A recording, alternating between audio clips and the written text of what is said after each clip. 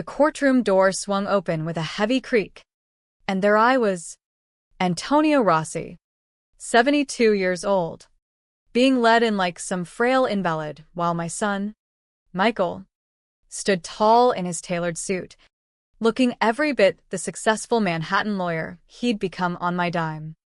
The judge, a stern woman with wire-rimmed glasses, banged her gavel once, and the room fell silent. "Guardianship granted," she declared, her voice echoing off the wood-paneled walls. Michael exchanged a quick, satisfied glance with his wife, Laura, who sat primly beside him, her diamond earrings catching the fluorescent light. In that moment, as the bailiff escorted me toward the exit, I didn't scream or beg. No, I just watched them, my mind already spinning like the gears in the old Fiat I fixed up back in Sicily before I crossed the ocean with nothing but $150 in my pocket and a dream. They thought they'd won, seizing control of my life, my home, my everything. But oh, how wrong they were. This wasn't the end. It was the spark that would ignite the fire of my revenge. Let me pull you back, though, to how this nightmare unfolded. Because betrayals like this don't happen overnight. They simmer, building pressure until they explode.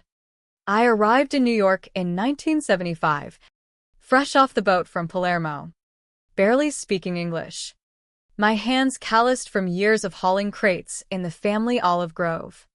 America was supposed to be the land of opportunity, and damn if I didn't grab it with both fists. Started as a laborer on construction sites in Brooklyn, swinging a sledgehammer for $4 an hour. Rain or shine, I showed up, learned the trade, saved every penny. By 1979, I'd scraped together enough for my own van and tools. Rossi Builders was born. No fancy logo, just me and a determination that could outlast any winter storm. Michael came along in 1980, a squalling bundle of joy in our tiny Queens apartment. His mother, God rest her soul, passed when he was just 5, leaving me to raise him alone. I poured everything into that boy, extra shifts to afford private school, weekends teaching him to swing a hammer even though he hated getting his hands dirty. "Papa, why can't we just hire someone?" he'd whine. But I knew the value of sweat. When he got into Columbia Law School, I cashed in bonds, worked overtime, $220,000 total. Every receipt tucked away in my fireproof safe. I built our dream home in Westchester County in 1987. A sprawling colonial on 2 acres, bought for $250,000. Paid it off by 2005. Now, valued at $2.2 million. Rossi Builders grew to 65 employees, contracts for high-end homes across the tri-state area. Net worth? Around $5 million. Not bad for a guy who once slept on a park bench his first night in the city. But Michael? He saw me as an relic. An embarrassing old-world dad with an accent that made his fancy colleagues chuckle behind their hands. He'd married Laura, a social media influencer type, always posting about self-care and manifesting abundance. They drop hints about my forgetfulness, like the time I misplaced my wallet in the freezer, a habit from Sicily to keep it safe from pickpockets. Harmless. But to them, it was ammunition. The real trouble started 3 weeks earlier. On a crisp February evening, Michael called a family meeting at his sleek Midtown office. 42nd floor. Glass walls overlooking the Hudson.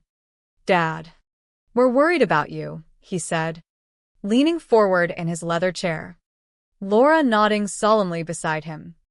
"Your memory lapses. The big house, it's too much. We think assisted living would be best." I sat there, staring at the stack of papers he'd slid across the desk. Guardianship forms, claiming I was cognitively impaired, unable to manage my affairs. "This is for your safety, Papa," Laura chimed in, her voice syrupy sweet. Shady Pines has great amenities. Bingo. Therapy sessions. Amenities? My home had a workshop where I'd built half my company's prototypes. But I saw the real estate appraisal peeking from under the brochure, dated a month back. They'd been plotting this, eyeing my house like a prize. What about Rossi Builders? I asked quietly. Michael cleared his throat. We'll handle it through a trust.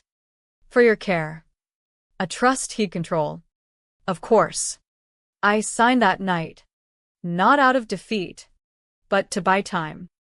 To see how deep their greed ran. The hearing was a farce. 45 minutes of Michael testifying about my erratic behavior, like yelling at a subcontractor once, because he'd botched a foundation pour. No one asked for my medical records, which showed perfect health. Blood pressure 118/78. Sharp as ever. Guardianship granted. By Friday, I was in room 312 at Shady Pines. A sterile box smelling of bleach and regret. Michael and Laura visited briefly. All smiles. You'll love it here, Dad. They have movie nights. They left after 20 minutes. And I heard Laura whisper, finally, we can list the house. That night, as the fluorescent lights buzzed overhead, I lay awake, rage building like a storm. But rage alone wasn't enough. I needed a plan. Chess had taught me that. My nano back in Palermo drilled it into me. Anticipate. Outmaneuver. Strike when they least expect. Sunday afternoon. I shuffled past the nurse's station in my slippers, playing the part of the broken old man. The conference room door was ajar, and Michael's voice drifted out on speakerphone. He didn't even fight it, he laughed to Laura. Thinks we're doing him a favor. Thank God, she replied. Those Italian knickknacks everywhere, total eyesore. Trash day is Wednesday, I'll clear it out. My blood boiled. Those knickknacks were family heirlooms, my mother's rosary. Photos from the old country. Business next, Michael continued. Partners will buy us out cheap once they hear about his decline. Conservative? $2.50 mil from the company. Plus the house at $2.20. Minus nursing costs, $110K a year. If he lasts 10 years. Still over $3 mil net. If he's unlucky, Laura giggled. Unlucky. They were betting on my death. Best part? All legal. Who's gonna believe a confused old immigrant? I slipped away. Heart pounding. But mind clear. Michael had slipped up big. Guardianship covered my care. Not property. The deed was mine alone. Company bylaws required my sign-off for sales. Time to fight back. Monday dawn. I used the communal phone to call my lawyer, Gino Moretti, a fellow Italian-American who'd handled my affairs for 25 years. Antonio. What the hell, he barked. Your son's pulling a con. Trying to, I whispered. File to reverse it, fraud. Perjury. And Gino? I want to donate the house. Silence. To who? The Italian Heritage Foundation in Little Italy. Full gift. He whistled. That's $2.20 mil. Antonio. You sure? Justice ain't cheap. We mapped it out, medical proof of competency. Witnesses. By Wednesday, papers were filing. Michael thought I was done. He was about to learn Sicilian pride runs deeper than blood. The next few days blurred into a calculated whirlwind. Each moment building toward the confrontation I knew was coming. From my narrow bed at Shady Pines, I orchestrated it all like a conductor hidden in the shadows. My voice low on borrowed phones. My instructions precise. Gino worked fast. Emergency motion filed Tuesday, citing fabricated evidence in Michael's petition. My doctor, Elena Vasquez, submitted an affidavit. Cognitive tests aced. No signs of decline. Mr. Rossi is sharper than most men half his age, she wrote. My neighbors in Westchester chimed in too. Affidavits swearing I'd never shown erratic behavior. That Michael had never even spoken to them despite claiming their concerns in court. Meanwhile, the donation to the Italian Heritage Foundation moved like clockwork. Maria Esposito, the director, nearly wept when I called. Mr. Rossi, this is incredible. We could turn your home into a cultural hub, classes on Italian history, immigrant workshops, a museum for stories like yours. Make it count, I told her. Teach the kids what hard work builds. Papers signed digitally that afternoon. Tax deductible. Irrevocable. Michael's realtor was set to list Thursday. I'd beat him by a day. But I wasn't just blocking him. I was setting a trap. Gino suggested timing the reveal for maximum impact. Heard he's throwing a celebration dinner Wednesday night. Friends. Colleagues. What if the news drops then? I smiled into the receiver. Perfetto. Wednesday evening. As the sun dipped low over the nursing home grounds, I sat in the common room pretending to watch Jeopardy with the other residents. Mrs. Goldstein knitting beside me. Mr. Patel nodding off in his wheelchair. My new allies. Really, I'd shared bits of my story. And they'd rallied. That boy's got no shame, Mrs. Goldstein had muttered. In my day, we'd disown him. At 7:15 p.m.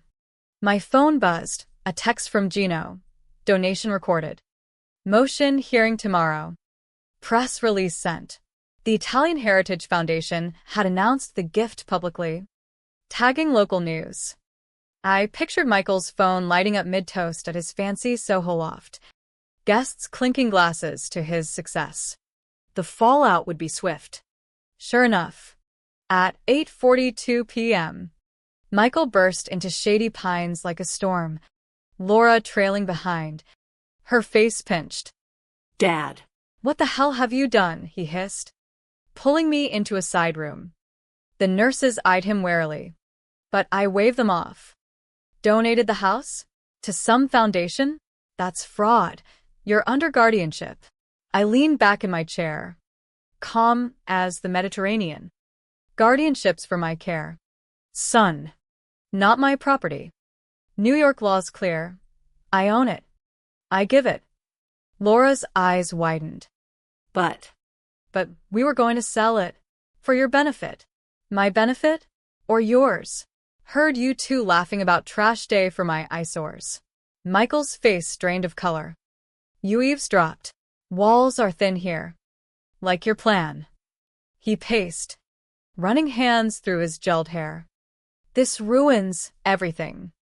The house was going to fund expansions. Our future.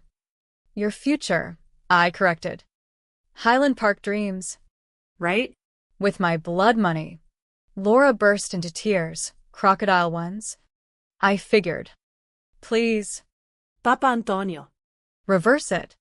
We'll make it right. Too late. Irrevocable. Michael slammed a fist on the table. I'll sue. Claim coercion. Incompetence. Try it. Hearings tomorrow. Your lies'll come out. He stormed out, Laura sobbing apologies. That night, as rain pattered against my window, I felt the pressure release, a slow exhale after years of holding my breath for that boy. But the explosion was coming. Thursday morning. The courthouse loomed like Judgment Day. Room 317. Packed tighter than a rush-hour subway. Gino beside me, crisp in his suit. Michael across the aisle with two associates, shuffling papers, sweat beading on his forehead. The gallery? Filled with unexpected faces. Maria from the foundation. Dr. Pesquez. My business partners Sal and Frankie from Rossi Builders. Even Mrs. Goldstein and Mr. Patel wheeled in for support. We're here for you. Antonio, Mrs. Goldstein whispered. Michael's eyes darted back, his poise cracking. Judge Harlan, a no-nonsense vet, called order. Motion to reverse guardianship. Rossi versus Rossi. Mr. Moretti. Gino Rose. Your Honor. The original petition was built on fraud. No medical consultation. Fabricated witness statements. Dr. Vasquez testified first. Mr. Rossi's exams show exemplary health. Michael Rossi never requested records, seemed uninterested when I offered. Sal took the stand next. Michael came to the office claiming Antonio was declining, pushing for a buyout. But Antonio just closed a $15 mill contract, caught a bidding error no one else saw. Mrs. Thompson, my neighbor, never spoke to Michael. His concerns about me? Lies. Antonio's the one who shovels my drive in winter. Michael's cross-exams faltered. His questions desperate. Recess hit. And he cornered me in the hall. Dad, let's deal. Keep half the house value in trust. I'll drop everything. Half my own legacy? No. Son, you burned that bridge. Back in session. I testified. I donated because my son saw my home as cash, not heritage. The foundation will honor immigrant stories, like mine, starting with $150. Michael's lawyer grilled me, but I recited dates, figures, bylaws flawlessly. Then Michael on the stand. Did you consult witnesses? Judge Harlan pressed. Not. Directly. So you fabricated? Silence. Guardianship reversed. Referring you, Mr. Michael Rossi, to the bar for investigation, perjury, elder abuse. The room erupted, claps. Tears from Maria. Michael sat stunned. Career in ruins. As we left, reporters swarmed. Mr. Rossi, how's it feel? I glanced at Michael slinking away. Like waking from a bad dream. Freedom tasted like fresh espresso that Friday morning, brewed in my own kitchen for the first time in a week. Gino had driven me home post-hearing. The Westchester roads winding familiar under the streetlights. The house stood quiet. Unchanged, my workshop untouched. Photo albums still on the shelves. But everything felt shifted, like the foundation had cracked under Michael's greed. My phone exploded with calls. Old friends, reporters, even distant cousins from Sicily emailing congratulations. The New York Post splashed it. Immigrant's gift exposes son's scheme. Local Italian radio hailed me a hero. But the real calls? From law firms offering pro bono for similar cases. From elders sharing their fears. Michael's betrayal had cracked open a bigger wound. Guardianship abuse rampant. Families torn for profit. At 9:30 a.m., Sal called from Rossi Builders. Antonio, you gotta hear this. Michael's firm cut him loose, statement out. No longer associated, actions not condoned. Fired. 2 decades down the drain. Clients jumping ship too. Words out in legal circles. I nodded to myself. Noble. Just justice settling in. By noon. Laura Ram. Voice trembling. Antonio. Please. Michael's shattered. No jobs coming, blacklisted. We'll lose the condo. Their sleek Brooklyn place. Mortgaged to the hilt. Help how? Reverse the donation. We'll share proceeds fairly. Fairly? After calling my memories trash? Plotting my unlucky end. Silence. We were wrong. Desperate. Family, right? Family honors. Doesn't steal. Click. Afternoon. I drove to the Italian Heritage Foundation's modest office in Little Italy. The air thick with garlic and history. Maria greeted me with a hug. Blueprints spread out. Your home, perfect. Living room for lectures. Kitchen for pasta-making classes. Basement museum for artifacts. Like my nonno's olive press? I asked. Exactly. Stories of grit. Like yours. Renovations? $350,000 needed. I'll fund it, I said. Her eyes widened. Antonio, what's money without purpose? Evening. I pored over old photos. My arrival at Ellis Island. First job site. Michael's law graduation, me beaming. Him distant even then. When had entitlement poisoned him. Michael called at 8 p.m. Dad. I get it now. Saw you as a mark. Not a man. Your sacrifices. I threw them away. Why? Jealousy. Your success dwarfed mine. Wanted to prove I could build something too. By tearing mine down? Stupid. Wrong. A crack in his armor. Maybe regret. Start over. Son. Earn it. 6 months flew by in a haze of activity. Rossi builders thrived under my eye, new contracts. Employee bonuses. The foundation's renovations hummed. Walls repainted. Exhibits curated. My artifacts front and center. Immigration papers yellowed but proud. Tools from Palermo. September 15th dawned crisp for the grand opening. Antonio Rossi Center for Immigrant Excellence. Crowds swelled. Italian families. Latinos. Asians, all chasing the dream. A young boy from Honduras asked, "You built this from nothing?" America did. I just worked. Michael didn't show. Whispers said he clerked in Jersey, rebuilding brick by brick. Our calls? Monthly. Thawing slowly. Laura? Divorced him. Chasing her own abundance. Some wounds heal, others scar as reminders. But that night, as lights twinkled in my former home, now alive with laughter and stories, I felt peace. Betrayal had forged something greater. Pride isn't inherited, it's forged in fire. The echoes of the opening lingered like the aroma of Nana's sauce. But life didn't pause for celebrations. Back at my new apartment, a modest condo in Queens. Closer to the action, I dove into the aftermath. Reporters hounded me for weeks. CNN did a segment on elder fraud, using my story as a cautionary tale. How can families prevent this? They asked. Respect roots, I replied. Talk. Don't scheme. Law reforms bubbled, bills for stricter guardianship oversight, inspired by cases like mine. I testified in Albany. Voice steady. I came to America for justice. Don't let greed steal it from the vulnerable. Michael's fall hit headlines too. Bar investigation confirmed perjury.